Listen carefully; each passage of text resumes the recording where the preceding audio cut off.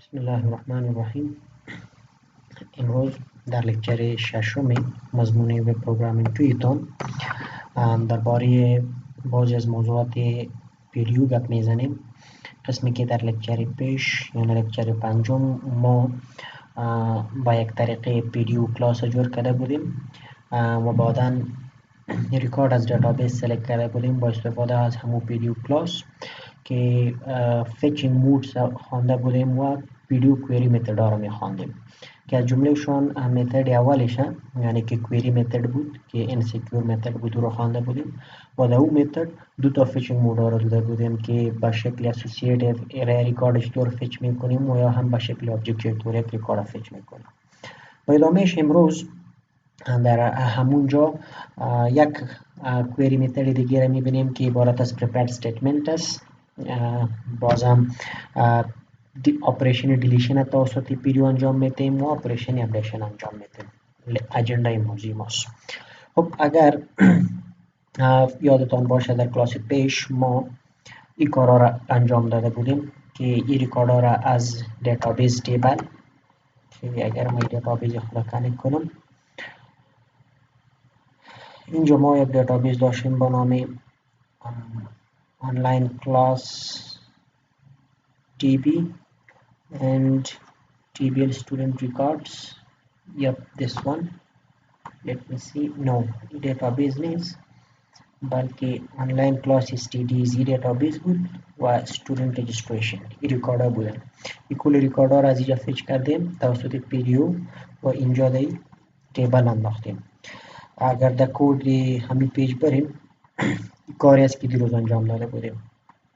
یک پیج ساخته بودیم جایی که کانکشن گرفته بودیم، کانکشن پیدیو را در داخل یک کلاس و اینجا یک متد وجود داشت با نام مک کانکشن که بیسن می ساخت، کانکشن استابلیش میکرد، بعضی از دیفالت اتریبیوت ها را اینجا ما ست میکردیم و در آخر کانکشن برای ما ریترن میکنه. و در جایی که ما کانکشن نیاز داریم آبجکت همین کلاس استفاده میکنیم با این شکل و همون متد بالای آبجکت کال میکنیم تا که کانکشن برای ما جور کنه و ریترن کنه. بعدن قسمی که ما پیشتر گفتم ما اگر بخوایم که یک کوئری را رن بکنیم در پیدیو دو طریقه داریم. طریقه اولش کوئری متد است که ما مستقیما کوئری را نوشته میکنیم و با کوئری متد پیدیو کلاس پاس میکنیم. هر کوئری که باشه رن میشه و افکتش در دیتابیس ما دیده میتونیم. خب این طریقه کوئری که است یک کمی انسیکیور است به خاطر از اینکه اگر یک قسم یک کوئری را ما داشته باشیم که we just selects data without passing any data to the database then it's totally fine. فرضاً selects direct from student registration. در اینجا هیچ کدام اشکال وجود نداره به خاطر که یک سیمپل کوئری است. ما از یوزر کدام اینپوت نمیگیریم، در کوئری ما کدام external data جای با جای نمیشه، کدام اینپوت برش داده نمیشه then it's fairly fine. مگم اگر کوئری ما اینپوت داشته باشه که ما از تکست فیلد یا از یوزر یا از یک وریبل دیتا را میگیریم و با کوئری پاس میکنیم then this query method doesn't have much security parameters. زیاد security parameter نداره. امکان داره که اوج SQL انجکشن ها جای با جای شوند، امکان داره که یک نحوه دیگه اتک صورت بگیره. به این خاطر this is fine in some cases query method but we won't be using it in most cases به خاطر security reasons and به اصطلاح efficiency of the program ما از طریقه دومی کوئری رن کردن استفاده میکنیم which is the prepared statement method. درست است؟ خب اگر ما در همین پیج ادامه بدم خاطر که همون کارهای HTML basically می باشن دیجا زیاد چیزا دیجا نیستن که مربوط پیدیو یا PHP میشن شما ایده میتونین منتهای ریکارد که جا این ریکارد ها که جا برای ما نشان میتن یا را من کامنت میکنم که با طریقه کوئری متد ما یا را گت کردیم. So what I'll do is ما از اینجا مکملا کلی کورا کامنت میکنم تا با یا ایران قسم میمانیم درس با این کارش نداریم. درست است تا که کنفیوز نشید.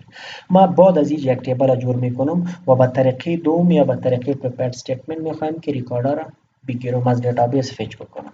درست است؟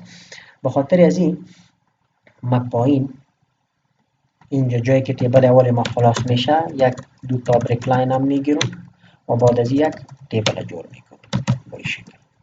خب این تیبل هم میخوایم همه قسم یک فرمت داشته باشه. به خاطر فرمتش، به خاطر از اینکه وقتی ما ضایع نشه، من همین روی اول و تیبل HTML از جا کپی میکنم. تنها تیبل HTML کپی میکنم، کدام که کد PHP رو با این میگیرم و اینجا این را پیست میکنم به این شکل. خب اگر رفرش کنم، سیو نکردیم، سیو and refresh، you will see the exact same format. فقط یه فرمت کپی کردم. درست است؟ این متنش تغییر میدم. fetching records through PDU prepared statement method. درست است؟ save and refresh. That's what it is. آره میخوایم که اینجا بعد از هدر رو ما یک رو داشته باشیم به این شکل و داخل رو ریکاردها را من نشان داده بتانم، قسمی که اینجا مختلف رو را گرفتیم. So first of all what I have to do is که من اینجا یک بلاک PHP را داشته باشم، کویری خود کانسترکت بکنم، کویری خود رن بکنم بالای پیدیو کانکشن و ریزلتی که میآید او را در رو نشان بدم. So what I will do is ما یک PHP بلاک را جور میکنم و در اینجا یک کویری را جور میکنم. فرضاً بار اول سیمپل این قسم کویری را جور میکنیم، قسمی که بالا کرده بودیم select static from name of the table whatever it is. So what I will do is dollar of select query، فقط یک ویریبل میگیرم، string ویریبل است و دیگه نوشته میکنم query خود. فرضاً select static from نام تیبل ما هر چیز که بود از اینجا میبینیم TBL student registration به شکل. این کویری ما شد. حالا کویری رن میکنیم بالای کانکشن. خب ما یک بار پیش در می پیج آبجکت کانکشن را ساختیم، ضرورت به این نیست که ما بار بار این آبجکت را بسازم.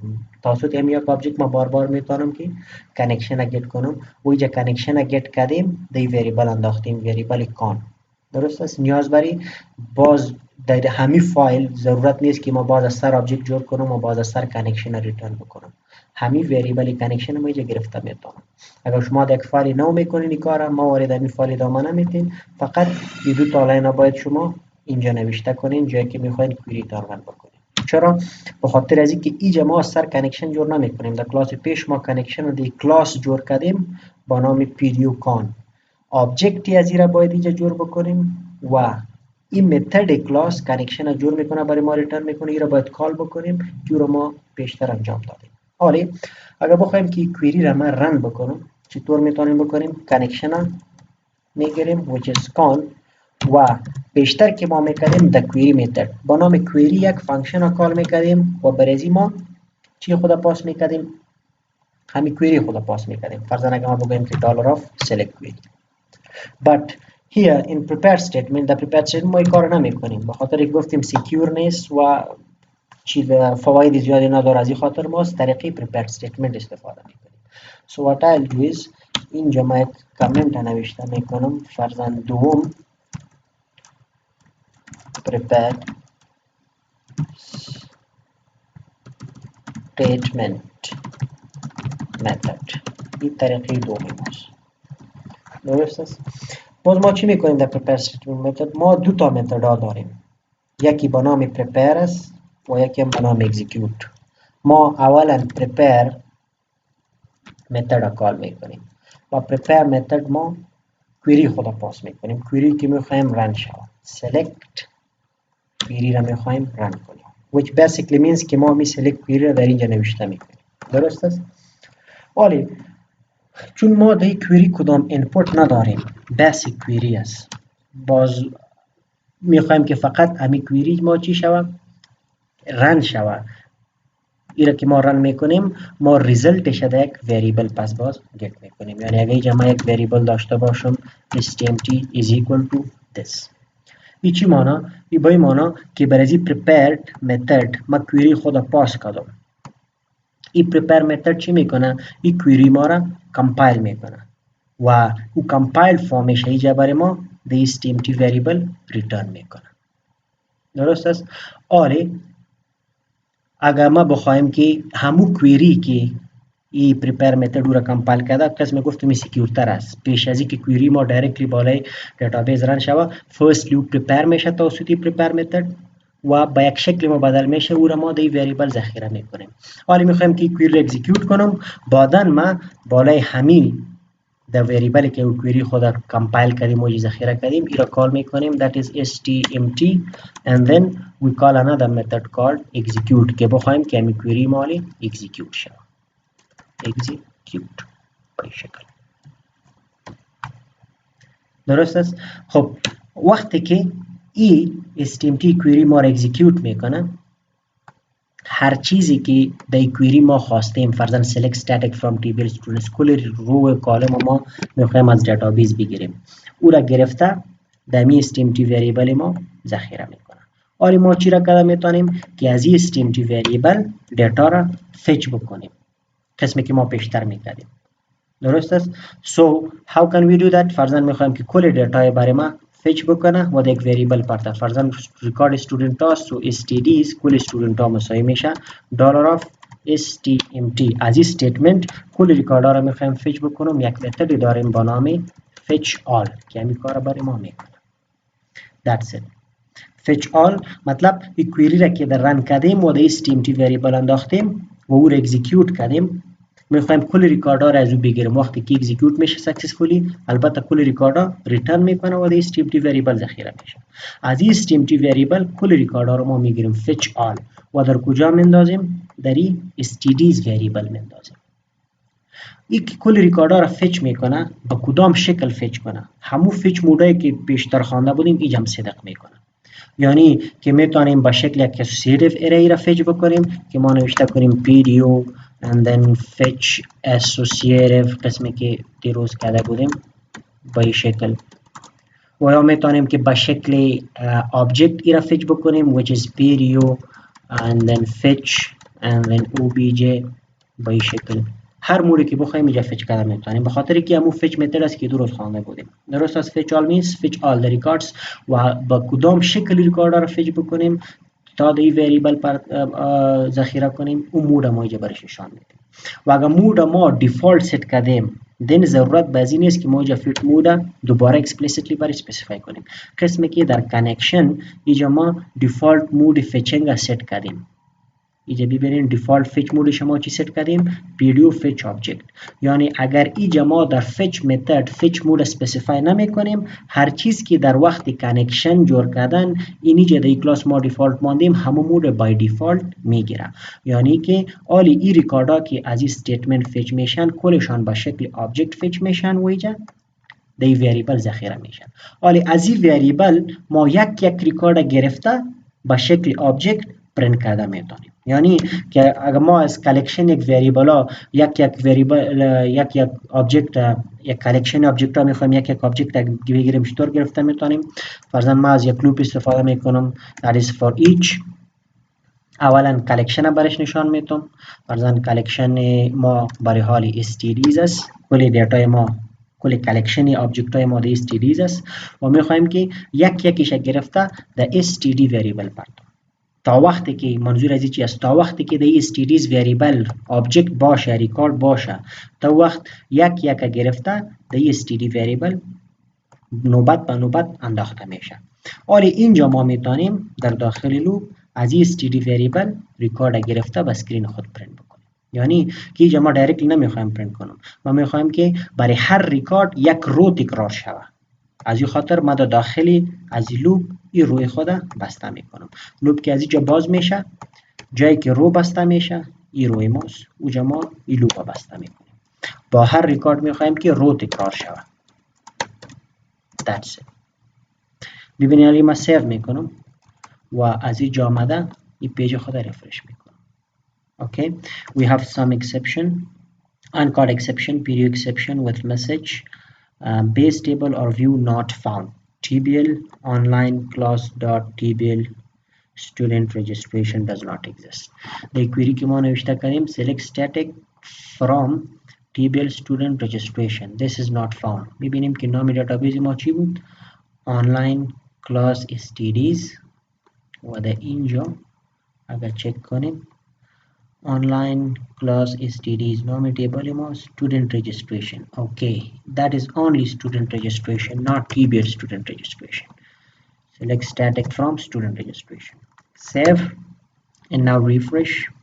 We don't have any error و اینجا روی ما با متعدد تکرار شده است مگم چون در رو کدام ویلیو ما نشان ندادیم این خالی میآید.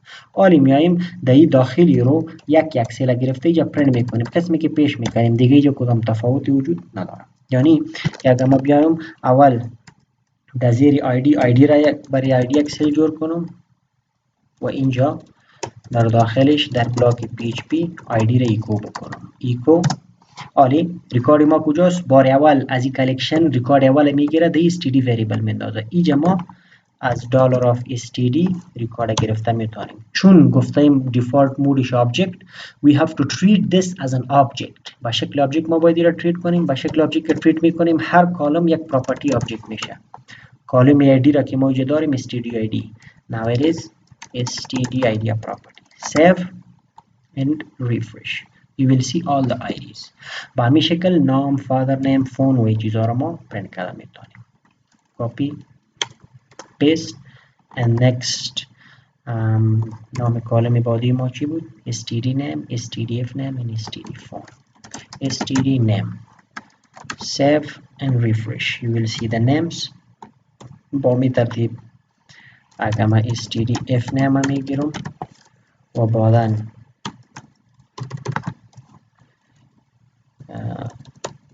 کالم بعدی ما std phone بود و کالم بعدی ما age است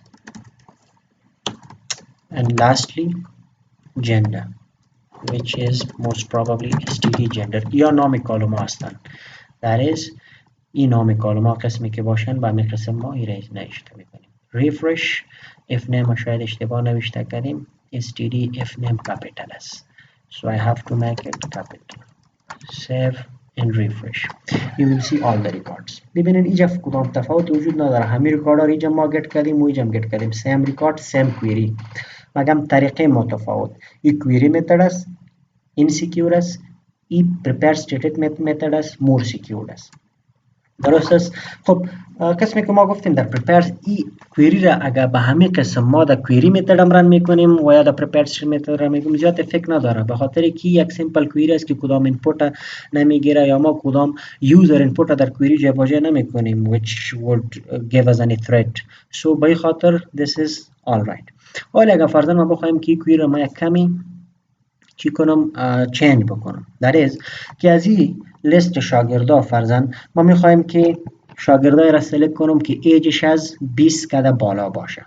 so what I can do query را ما باید تغییر بدم. یعنی که ما یک یوزر اینپوت گرفتیم و دی وریبل انداختیم فرضاً $of age criteria مساوی میشه 20 به شکل. حالی کویری خودم ما باید تغییر بدم. یعنی که اینجا من نوشته میکنم که select static from student registration where age is greater than what a user input. فرضاً یوزر انتر کرده که از 20 کده باید بالا باشه او را ما دی وریبل انداختیم. با اینجا ما چی را میکنیم که $of age criteria. میبینیم من را سیو میکنم و را ریفرش میکنم. اینجا ما تنها ریکارده میبینم که عمرش از 20 کده بالا باشه. دی ریکارده ببینیم. خب اگر میخوایم که 20 و یا 18 اینکلود کنم فرضاً 18 میگیرم. save and refresh. Now you will see all the records greater than 18. حالا مشکل دیگه چی است؟ ببینید که در این کویری ما مستقیما یوزر اینپوت را جابجا کردیم. حالا اگر اینجا این ویلیو ما از یک تکست باکس گرفته باشم یا به هر مینی دیگه از یوزر گرفته باشم و اینجا او SQL injection اپلیس کرده باشه یا دیگه کدام کد اپلیس کرده باشه which manipulates our query او directly در query ما جابجا میشه و query ما رو manipulate میکنه و that's why I said it's not secure. secure نیست که ما مستقیما در query یوزر اینپوت خود به این شکل جابجا کنیم. So what we can do ما چی کار میتونیم در prepare statement method همین سهولت وجود داره که اینجا ما directly value نپرتیم بلکه ما چی را پرتیم پرامیتر را جابجا بکنیم. از باجه از این فرضاً ما یک question mark میمانم میگم که اینجا یک value میآید و او یوزر ولیو است و دایرکتلی در کویری ما جابجا نمیکنم. این پریپیر متد چی میکنه؟ این کویری را که برش به این شکل پاس کردیم، این کویری را اسکن میکنه و تهیه میکنه. درست است؟ ولی در این کویری که میبینه که اینجا یک اینپوت باید بگیره. اون اینپوت در کجا میگیره؟ در وقتی که اکزیکیوت میکنه در اکزیکیوت متد. درست است؟ اینجا ما میتونم که ولیو به شکل اری جا پاس کنم. یعنی که اینجا ما یک پارامیتر انداختم و این را ما چی میگیم؟ اینجا ما با دو شکل ولیو در کویری جابجا کرده میتونیم. یک نیمد پارامیتر است، یک پوزیشنل پارامیتر است. این را ما پوزیشنل پارامیتر میگیم. و اینجا فرضاً ما گفتم میتونم که به اصطلاح پوزیشنل پارامیتر به این شکل. درست است؟ ولی این کویری ما اینجا از ما یک اینپوت میخواد که باید ما ولیو بدیم که ایج کلان از چی باشه. درست است؟ اینجا در اکزیکیوت متد ما با شکل اره این ولیو پاس کرده میتونیم. ولیو چی است؟ دی وریبل انداختیم در دلار اف ایج کرایتریا. ببینید سیو میکنم و این را ریفرش میکنم. You will see the same result. تنها عمرای کسی که از 18 کده بالا هستن واره میبینیم. اینجا فرضاً میگم که 18 کده کلان یا مساوی باشد تا که 18 داخلی لیست شود. Refresh, you will see 18 as well. This is what the benefit of prepare statement is. که ما اینجا مستقیما value input user اینجا پاس نمی کنیم. خب اگر فرضاً دیگه چیز باشه، فرضاً ما میگم که اونایی که میل باشن و عمرش از 18 کده بالا باشه و باید بریم نشان بدن، یا هم میل هستن هم فیمیل هستن. باز ما چی کده میتونم که فرضاً ما یک دیگه یوزر اینپوت گرفتیم، فرضاً gender criteria gen crt is equal to male. تنها میل شاگرد را میخوایم ببینم. Select static from student registration where age is greater than or equal to some value which I'll provide later, and std gender نام کالمی بادی ماست is equal to some value. و value چی است؟ valueی که اینجا ما ذخیره کردیم. ولی قسمی گفتیم پوزیشنل پارامیتر هستن، پوزیشن وایز یا ترتیب میشن. یعنی وقتی که ما این کویری را با پریپیر متد پاس میکنم، این کویری تهیه میشه و این لیست پارامیترها را به همین شکل از ما میخواین که اول ما باید ولیو ایج بتم برای این پارامیتر ولیو بتم، دوم ما باید ولیو جندر بتم برای این پارامیتر. These are positional parameters. و این ولیو را ما باز در کجا میتیم؟ در اکزیکیوت میتیم. اولا قسم گفتیم array of values array of input parameters ما اینجا در execute method پاس میکنیم. اول ایج پاس کردیم برای پارامیتر اول، دوم کاما برای پارامیتر دوم چی را پاس میکنیم؟ value دوم which is gender criteria. Save and refresh. Okay, we have a problem. Unknown column std gender. نام کالم اینجا غلط نوشته کردیم. That is gender. Save and refresh. You will see only the list of males whose age is greater than 18. تنها اونایی که هم میل باشن و هم عمرش از 18 سال بالا باشه اینجا برای ما نشان میده. That is how we do it using the prepare statement method. درست است؟ خب این طریقه prepare statement method و این فایدهش بود که من براتون گفتم و این طریقه اولش بود که ما میتونیم که اینجا ولیو را دایرکتلی پاس نکنیم بلکه پارامیترها را ایجاد بکنیم و اینا را ما پوزیشنل پارامیتر میگیم. در این پوزیشنل پارامیتر گپی است که سیکونسش مهم است. یعنی در این کویری جایی که پارامیتر اول است در متد اکزیکیوت ما باید ولیو اولش برش پاس کنم، جایی که پارامیتر دوم است برای ما باید ولیو دوم پاس بکنم. یعنی اگه این رد و بدل میشن که اول ما ولیو جندر را پاس میکنم بازو ولیو میای اینجا از با جای ایج بازو صدق نمیکنه که کلان از میل یا کلان از فیمیل باشه به این شکل. So the sequence matters here. اگر بخوایم که پوزیشنل پارامیتر اگر کویری تان زیاد دور و دراز و کلان میشه و پوزیشنل پارامیتر را شما پراپرلی تریس کرده نمیتونین، then what you can do is از طریقه دوم استفاده کرده میتونین which is named parameter. named parameters. در اینجا ما چی میکنیم؟ فرضاً اگر ما یک کویری دیگر را جور کنم that is یا همین کویری را جور میکنیم میرم کامنت میکنم و با همین نام یک کویری را جور میکنم select query مساوی میشه. فرضاً همین قسم یک سیناریو میخوام جور کنم که میل و یک عمر را فالو کنم مگم از با جای پوزیشن پارامیتر نیم پارامیتر بگیرم. من نوشته میکنم که select static from نام تیبل ما student registration where age is greater than or equal to some value and std gender is equal to some value. همون کویر بار دومیجه نوشته کنم. ببینید فرق نداره. منتها اینجا ما میخوایم که از بجای یا ما یک پرامیتر ایجاد بکنم اینجا.